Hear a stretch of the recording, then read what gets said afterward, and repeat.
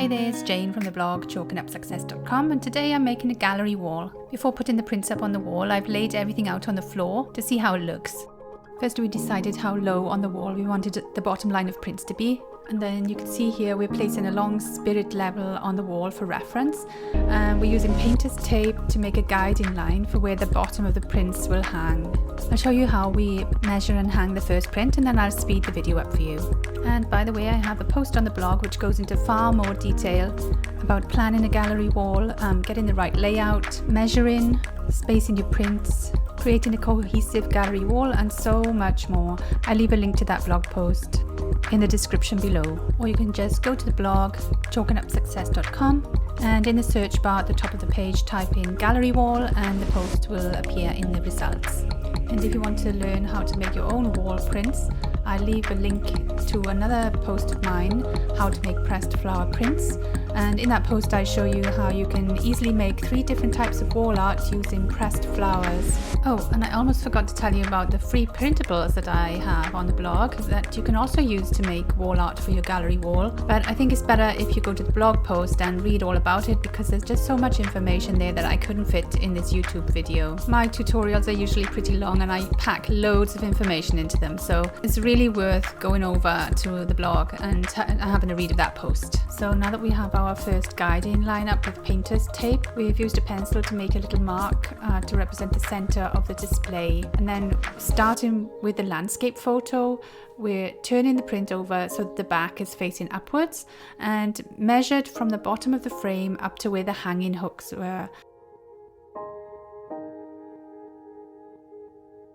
And then we marked those on the wall and measured the space from each side of the frame to the hanging hooks, and made another pencil mark and measured the space from each side of the frame to the hanging hooks and made another pencil mark.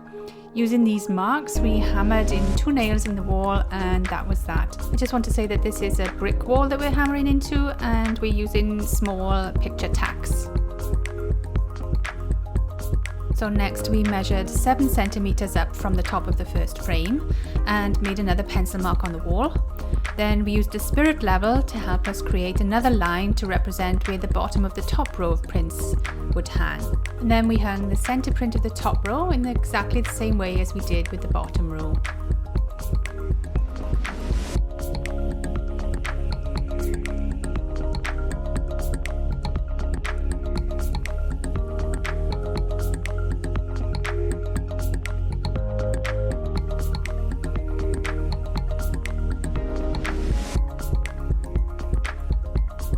When we hung the pictures, they weren't always perfectly aligned, so what we did was just hammered the tacks a few millimeters upwards or downwards, and that solved the problem and the pictures hang perfectly. So now that the 2 center wall art pieces are on the wall, we can continue to work out to the sides. So we measured 7 centimeters to the side and made another pencil mark. And then we measured for the hooks in exactly the same way as we did for the other 2 prints. And I just want to say we're using 7 centimeters as the width apart between the prints from the side and to the top. But you don't have to use 7 centimeters. You can space your prints however far apart you would like. And if you're still watching to this point, please give this video a like. It only takes a second and it really does help me out. And as you can see, the last print on each side is spaced a little differently to the rest. And we decided to just align the top of each print to the bottom line of the top row to create a kind of an oval look for the gallery wall to finish it off. So once all the prints are up on the wall, all you need to do is remove the painter's tape and the gallery wall is finished. So I'm just going to show you a few pictures of how our gallery wall looks now that it's finished, and I'm really pleased with how it turned out.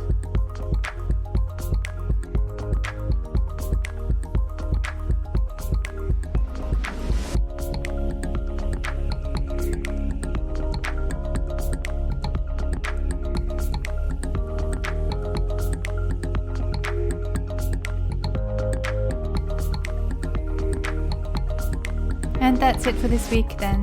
Ciao ciao!